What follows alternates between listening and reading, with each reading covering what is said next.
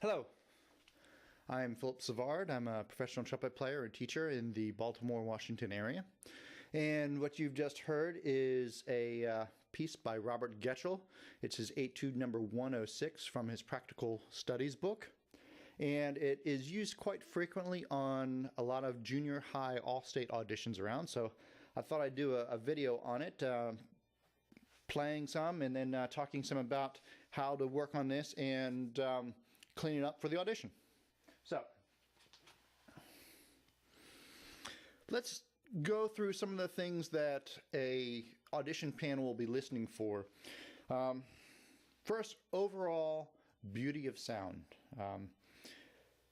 Always a trumpet player should be working on the quality of their sound. It's something you constantly strive to refine and make more and more beautiful. So that's the first thing. Next thing that an audition panel will listen for is a nice sense of musicality. In other words, telling a story, telling and kind of painting a picture of what the piece is about, what emotions, what feelings that the composer is trying to convey. And then next is the details. Can a player play with accurate rhythm? Are they able to reproduce accurately the articulations that are on the page? If there is a slur written on the page, does the player slur? If it's tongued, do you tongue? Now, it's little details like that that a lot of players just kind of gloss right over and don't even pay attention to. I can't tell you the number of times I've heard these etudes played with wrong articulations, so be sure that you're accurate with that. Nice intonation.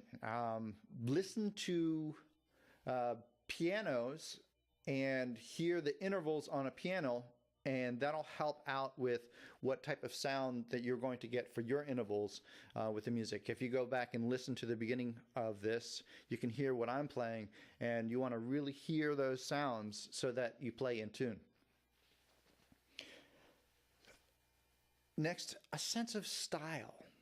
Now, style is kind of closely connected to musicality, but when I think of musicality, I'm thinking in terms of phrasing and direction, where I'm moving towards and where I'm moving away from. Style is more of things like, is it played light? Notice the second section there, the presto, is played nice and light, nice and short. The staccato's in there. The first section is lyrical, very song-like, smooth.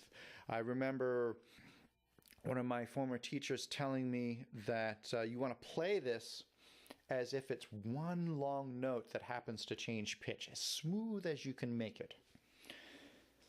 Next, tempo changes.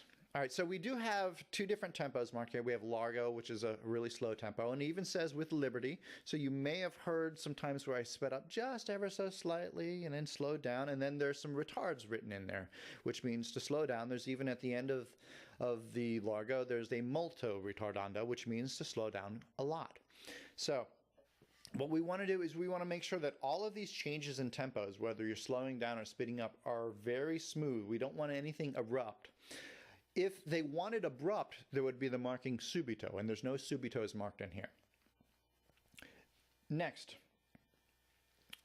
make sure that if an audition panel specifies a tempo, that you try and follow that tempo as best as possible. For example, I happen to know for the Maryland All-State auditions, they have very specifically written in there that the first section, the largo, is written with eighth note equals 86, and then the presto is a dotted quarter note equals 120. And I think I've hit those fairly close.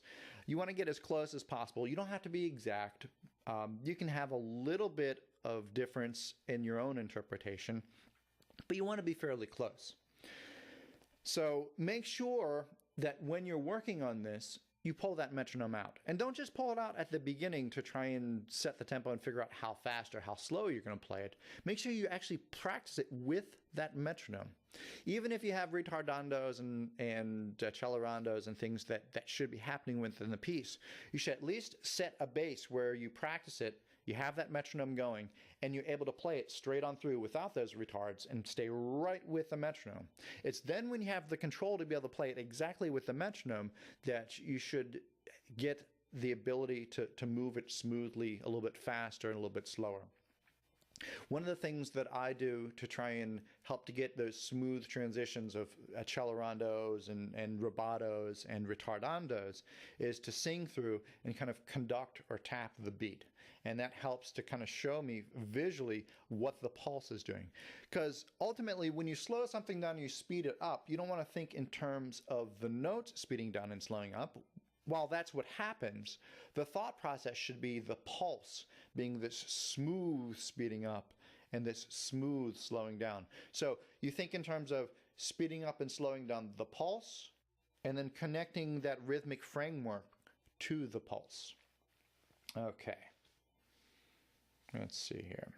All right, so I mentioned rhythm. Watch out for the rhythm in here.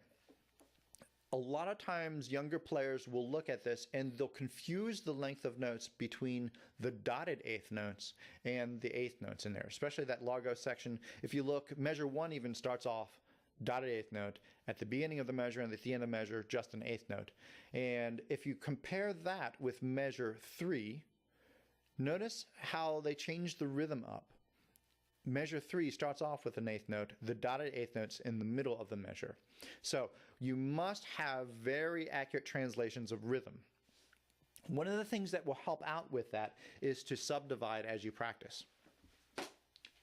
So here's an example of practicing with a subdivision.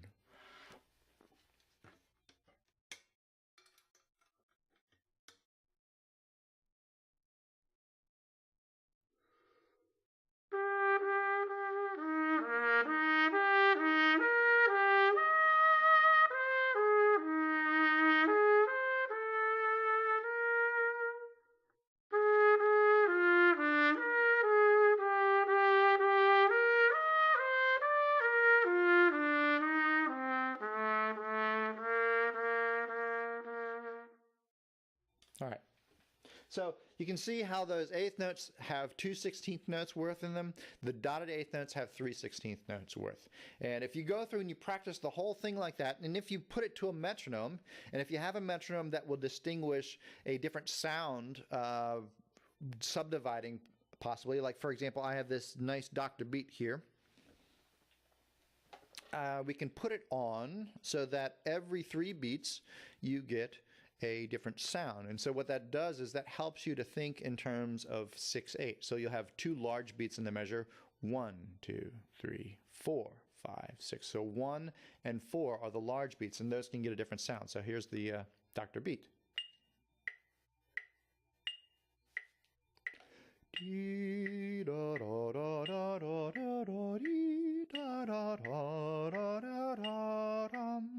So there we have that.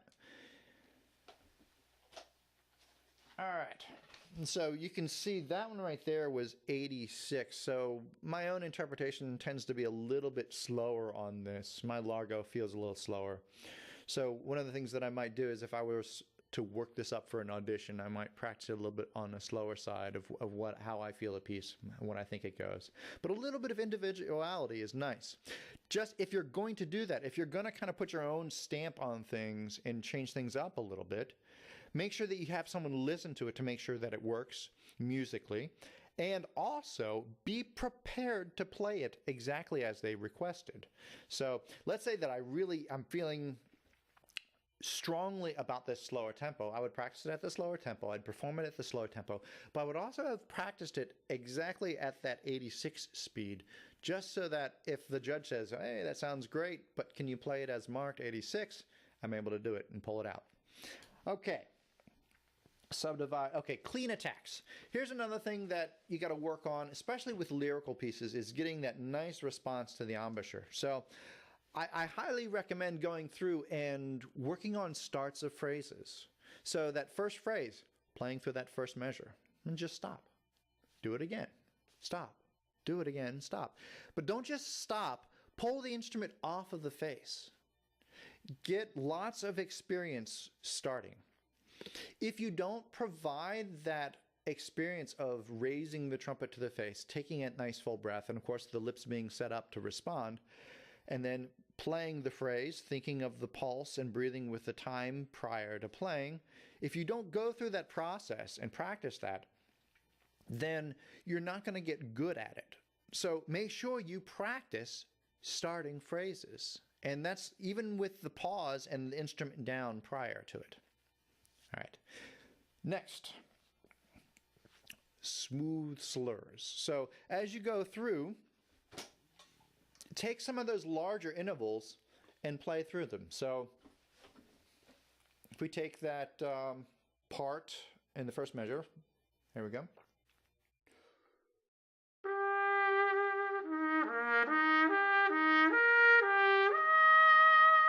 So that A to the F.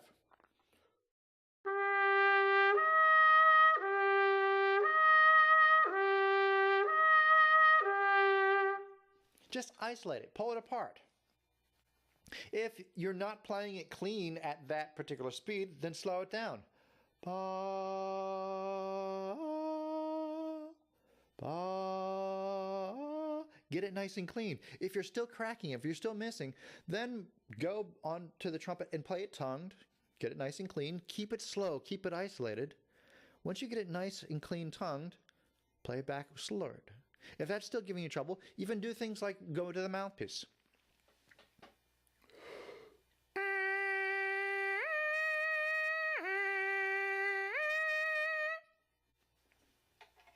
So, in order to get that clean slur, ultimately it should respond to the sound in your head. In other words, you hear that A, ba, you hear the F, ah, and the lip responds to it, but we have to train it to respond. We have to get things to become automated. And the way that we make it automated is by making sure we always have that sound in the imagination. That's always number one. That's always the most important thing, is the sound in the imagination. But there is a physical change that is connected to that sound change. And so if we go to the mouthpiece and we play the A on the mouthpiece, then we play the F on the mouthpiece, we can get an idea of what needs to happen physically for those two notes to be produced. And what we want to do is connect that physical change with the sound, repeat it enough times so that it becomes automated. And automated means we don't have to consciously think of that muscular movement, that muscular change. And the great part about that is if our focus is mostly on the sound, it keeps us from over-changing or over-adjusting. And we always want efficiency with the embouchure. We don't want to have extra contractions, and that's something that you should be working on in your daily practice with lip slurs and long tones and things, is trying to work so that you have less and less effort with the lip. So understand that trying to actually control the musculature like that can start to present extra work, and we don't want extra work. We always strive for minimal work.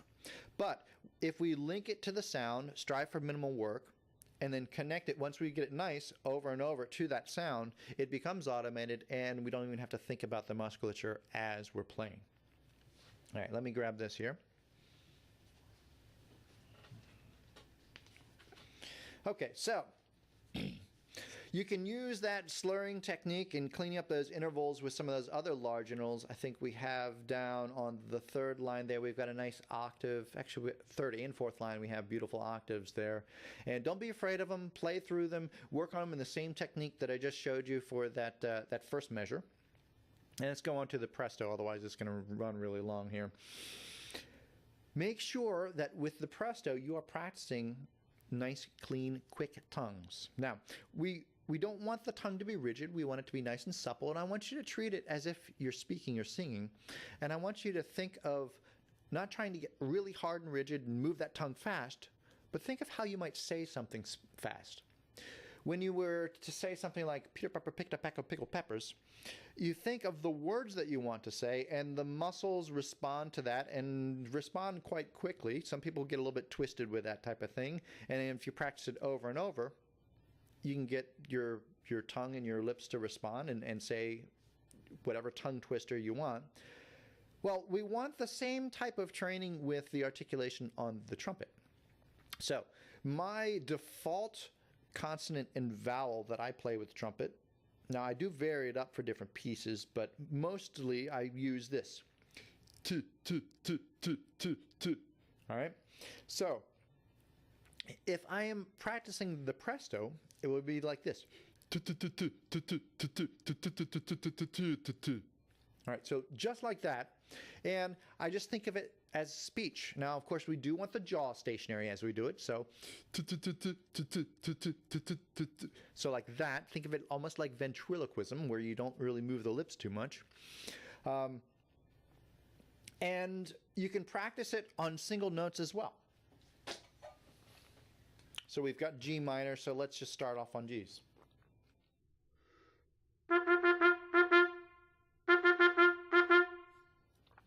And then maybe elongate it. Like that. Also, we could change the rhythm so that we get something like this.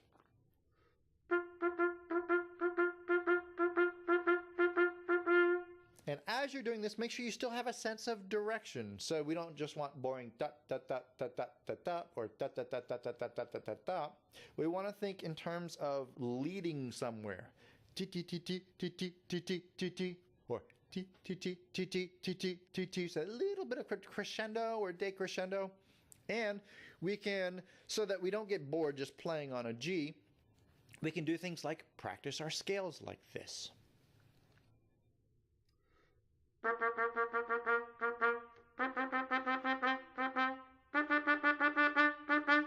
And so on and so forth. Practice your major scales, your minor scales, and the sky is the limit. You can come up with as many variations as you want and get as creative with it as you want. You don't want to get bored with it. Now, make sure that as you're working on this, that I'm trying to think. I just kind of lost my train of thought here. Let's see if I can pull it back. Scales. All right, so you can do scales. You can do arpeggios. Oh, you can also add. Here's what I was going to say. You can add some dynamic contrast. So right there, I showed you a little bit of crescendo, a little decrescendo. We can also get it so that we get loud, soft, loud, soft. So.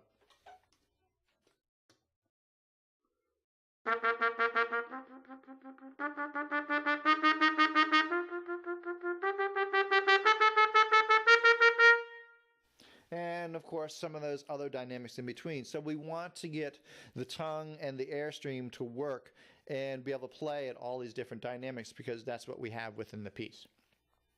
All right, let's see here. All right, so when you're working on this, after you're done playing, now you don't want to analyze while you're playing, because the thought process while you're playing should always be one of telling a story, imagining perfection, hearing in your head what you want to sound like. But when you're done practicing, when you're done playing during the practice session, there must be a time when you kind of sit back and analyze. And I actually recommend to my students that they get a nice trumpet stand and to really polarize the thought process so that there is this playing on the instrument, telling a story, and communicating, which is taking up here and putting it out there. And then the other process that you want to keep separate from that is putting the trumpet down and analyzing, figuring out what you need to work on, figuring out what is deficient within the piece. You don't always have a teacher with you, and most of the time students have lessons once every week. So that means that during the rest of the week, you have to, in a sense, be your own teacher. But when you're your own teacher, you don't do it while you're playing, and I even encourage the students to not have it in their hand, because what we don't want is a connection between the metal in the hand and an analytical thought process. We don't want the metal in the hand and ask questions. We don't want to be playing and thinking, okay, what do I do now? How do I fix this? Why is this not working? We always want, when we're playing, to say, here's what I want it to sound like. This is the message. This is the story. Here's the music. When the trumpet is out of the hand, that is when we can kind of go and look back retrospectively and think, you usually remember what went well and what didn't go well.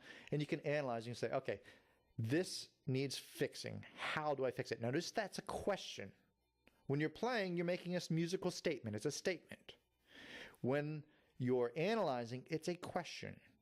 What do I do now? How do I fix this? What about that needs improvement?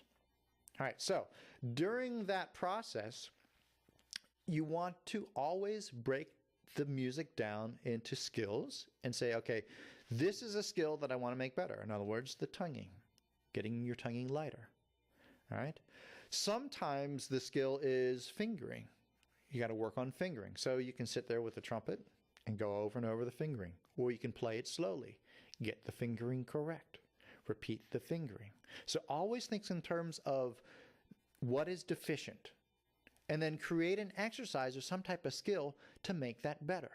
Now, ultimately, when you don't have a skill, the easiest way to learn a new skill is by simplifying, by making that skill easier. And that's why teachers are constantly telling their students, slow it down or isolate it. Play a smaller bit, play a smaller section, because ultimately that is what's making it easier. When a task is easier, you'll learn it better. And actually, if a task is way too difficult, a lot of times there isn't even learning going on. It's this overload that's happening mentally, and it's just failure, failure again, failure again, failure again, because the skill set needed to produce the result that you want is way beyond the capacity of the player. So what we must always do is when we're learning a skill, we must bring that desired skill down to something that is fairly close to the skill level, within reach. Maybe it's just outside. And then skill is gained. And then you make it a little bit more difficult, and skill is gained, and a little bit more difficult. And eventually, through making it a little bit more difficult, a little bit more, and a little bit more, you get back to the point of which you have the skill to play the music. And I even encourage you build your skill set beyond that. So if this is marked at 120, of course, learn to play it at 120, and if you can't do it at 120, learn it slower. Get great at it slower. Then great at it faster and faster and faster till you reach 120. Then even go beyond 120. Go to 130 or even 140. Get great at it at that speed. Then when you bring it back to 120, it's easy. You have way more skill than what you need. Okay. Let's see here. All right, so some of the other things that you want to watch out for here are the little chromatic scale in measure 31. So what I would do is I'd have my student practice over and over from that C sharp to a G and play chromatic scale, maybe slur it. A lot of times when there is a alignment problem between the fingers and the tonguing, you need to separate it out and figure out which one is deficient. For example, if we take that passage, we've got that there. Now, let's say it's not lining up. It's very possible that it's a tonguing problem, so I'll have the student just play one note. And if that's even, then I know that it's a fingering problem, so I'll say, okay, play it again, but now slurred. And what we want is that to be nice and smooth, and I'll even have them repeat it over and over, forward and backwards.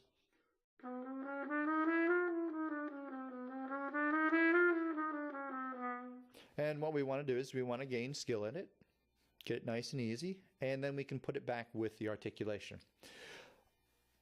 Notice on the last line, we've got some more chromatics built into the passage there. Both the penultimate measure and 2 measures prior to that, we've got some chromatic notes. Make sure that you're aware that it's not a strictly chromatic pattern. There is no F natural in there. So notice the chromatics going D down to C sharp, back to the D, E flat, E natural. Well, that E natural skips up diatonically to the F sharp, and then chromatic once again to the G. So make sure that when you're practicing it, that you don't practice that one incorrectly, because that one's not strictly a chromatic passage. Okay. All right. So I think what I'll do is I'll conclude with some overall audition advice. All right. So make sure you do the little things like empty your water. I've heard a lot of auditions where people forget to empty their water, and it's gurgling the whole time and it's distracting. So make sure to empty your water, and don't empty it loud. Do it nice and quiet, nice and gently. Make sure that you take some nice, big, slow breaths ahead of time. And when you take these slow breaths, fill up bottom first, then top. All right? If you don't fill up the bottom first, you can start to go into a stress pattern, and you can actually build more tension in the system and your nervous system, and get more nervous by only breathing up here. We don't want that. Start off lower here. And if you're unsure about that, then just do only half breath, shallow down here, lower portion of the breath only, and that should help to calm you out. I do recommend a full breath though if you're able to do it starting with the lower portion. Okay, make sure when you're there to tell a story, to make music. Think of it as not an audition, but a performance for a very, very small audience. All right? And you've got to get beyond the fact that you're being evaluated and almost not care that you're being evaluated.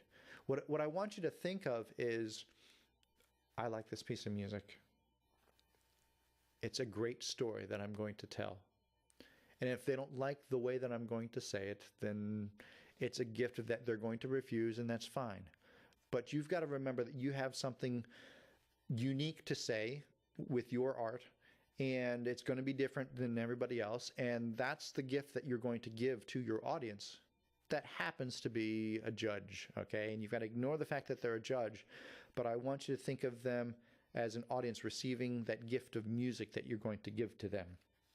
So make sure that you stand tall and you walk tall as you go into the room. Your physical characteristics can affect the way that you feel and the way you respond mentally. If you walk and stand scared, a lot of times you start to play scared and you can't take those big breaths. So make sure your posture is such that you're confident. Even if you don't feel confident, pretend you're confident. Go in there and stand tall. Smile. The panel might be behind a screen. I think mostly in like junior high they don't do it. They can actually see who's playing. But smile at your audience. Even if it's a performance that you're going to, always, before you play, make contact with that audience. Smile at them. They're there to hear great music. Okay, next. Understand that you will hear, while you're waiting around, some great players. Now, a lot of people a lot of students, they makes them more nervous. It scares them. They hear someone, they sound great, and like, oh my goodness, that person sounds great. And they start comparing that person to themselves. And all of a sudden, there's this self-destructive cycle that's going on in the brain. We don't want to go down that road. Instead, what we want to do is divert the mind.